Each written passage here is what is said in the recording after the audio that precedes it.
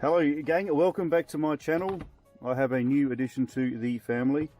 So you guessed it gang, I have the Flywoo Explorer here. This is the long range FPV racer. Although it's not really a racer, it's more of a long range cruiser. As I will explain to you guys shortly, Flywoo have collaborated with Dave C, who is a long range expert, and produced this really cool bind and fly unit.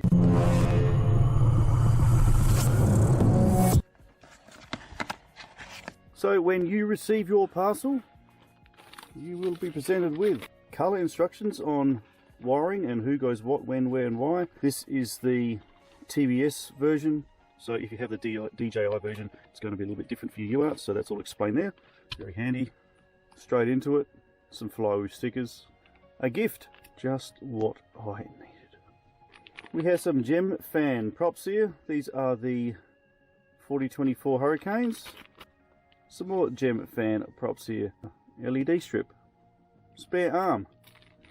A pair of, looks like support braces. A bag containing various screws. A Flywoo battery strap. Small Allen key. And a 5.8 gig Flywoo VTX antenna. This is what you are presented with. Quite a nice little piece of kit, I must say. So straight away you can see I have the Crossfire receiver on board here. You can get it with the XM Plus or with the DJI version. You can also see it's got on top here, inspired by Dave C FPV. So as I said, this was created in collaboration with Dave C, so they just haven't ripped his name and chuck it on there, and we actually built this together, which is pretty cool. Yeah, called the dead cat layout for obvious reasons. So that enables the props to be out of shot without any straps on. Straight out the box, this unit weighs in at 126 grams. So I'll do another weigh in once it's all been put together. I will attach these extra braces for the side. As you can see, the arms are quite thin, so I don't think it's going to cope very well with a crash. Motors on this little beauty, 1404 2750 kVs. This is a long range unit, so it's probably the smallest motor they could have put on here without it being too laggy. Don't expect this to fly around and rip around like some of your other sort of racy type units, because it simply won't. This is built purely for long range, and if you guys have seen some other videos that some other experts have put up, you'll see this can go, yeah, a couple of kilometers away, if not more, depending on your kit. You can use either a 3S or 4S with this, so it does cater for a wide array of batteries. Looking at the stack, it looks nicely positioned under here, doesn't look too jammed in. Some nice rubber dampers there. 16mm fly stack it is, 16mm ASCs. So if you look on the underside here at the back, you'll see two extra little gizmos here. So one of them is a GPS, which I'll talk about shortly, and the other one is a buzzer. So this buzzer, if you look underneath, also has a little single cell battery. To operate the buzzer underneath here, you'll see a little tiny button that's really quite difficult to see. If you don't disarm it by long pressing that, once you have disconnected your battery, what's going to happen is it'll start beeping. So that's really cool. So in case you should have a little bit of a crash and your battery flies off, you still will be able to locate it. You have also got a GPS unit on the rear. This is the Goku GM8 mini GPS, so fully configurable in Betaflight, so I will run through those settings.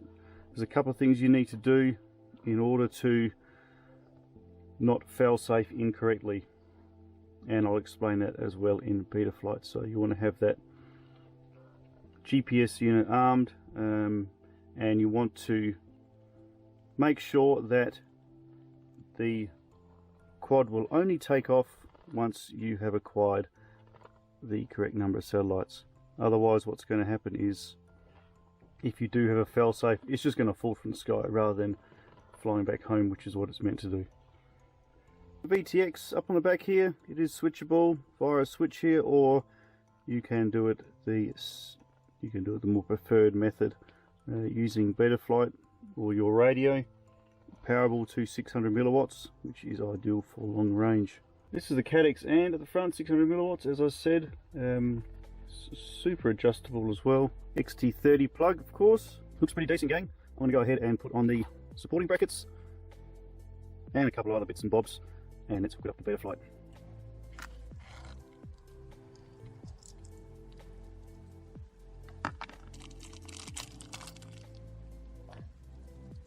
You have one that is too short because you won't be able to tighten it. 9mm.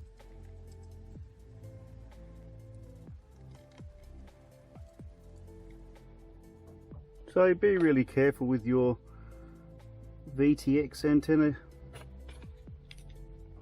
It's good to invest in some little needle nose nippers. There's enough room for you to put it in place and then carefully push it down through one of the holes on the top there. My first flight, guys, I'm going to actually run a 4S. This is the 4S 850, so it should give us around 8 minutes flight time. But the lipo rubber on the frame there is actually really nice. That holds that in place quite well. Over to Betaflight.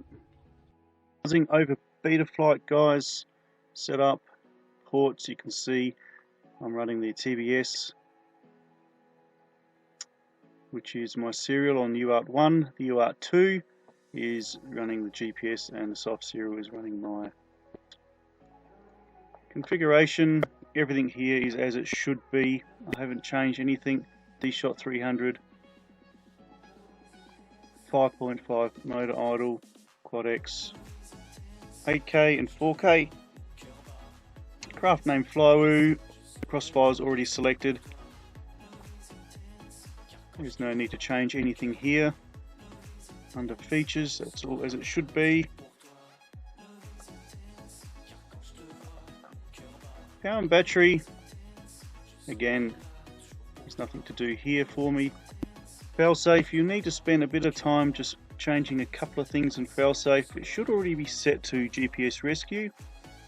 Bear in mind, keep an eye on the bottom settings down here. If you have this selected, which it is factory, so what that's going to allow you to do is arm the quad without a GPS fix. So if you say take off now and you're at minimum, you're on 2 satellites, your GPS return to home won't work. It'll simply fall out of the sky.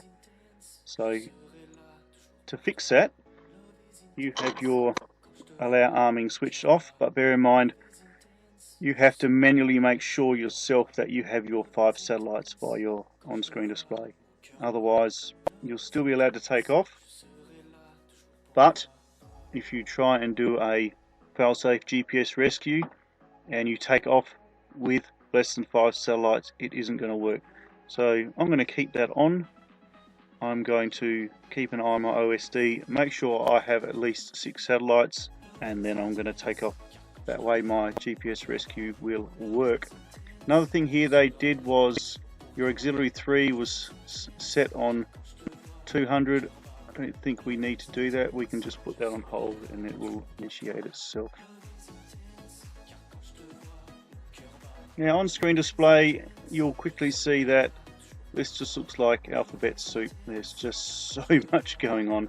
So I'm just going to go ahead and set that up properly, get rid of a few different things so that it is much nicer to look at. Satellites, okay, let's work down from the top, shall we? We're going to leave altitude. We'll get rid of the average cell voltage and the current draw and drawn. We'll keep battery voltage. Black box stats I don't really want. I like to keep core temperature, so it reminds me when I'm taking too long to do something. Of course we'll keep craft name up. Can't even see where it is, it's so busy up here. Okay, there's Flow up there.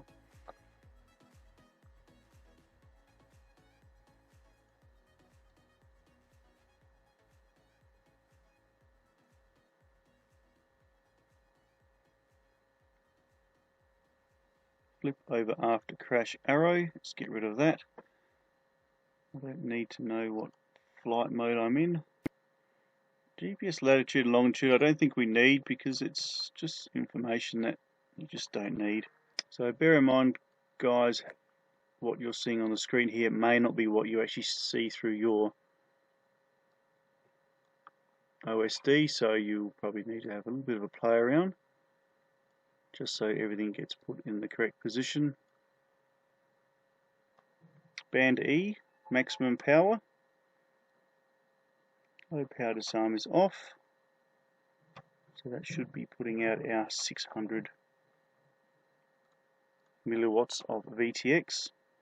Change these to yellow because it looks really cool on the stack. And that is pretty much it, guys. The other thing I'm going to do, which is what I always do, is I always do a dump of my CLI and then I save it.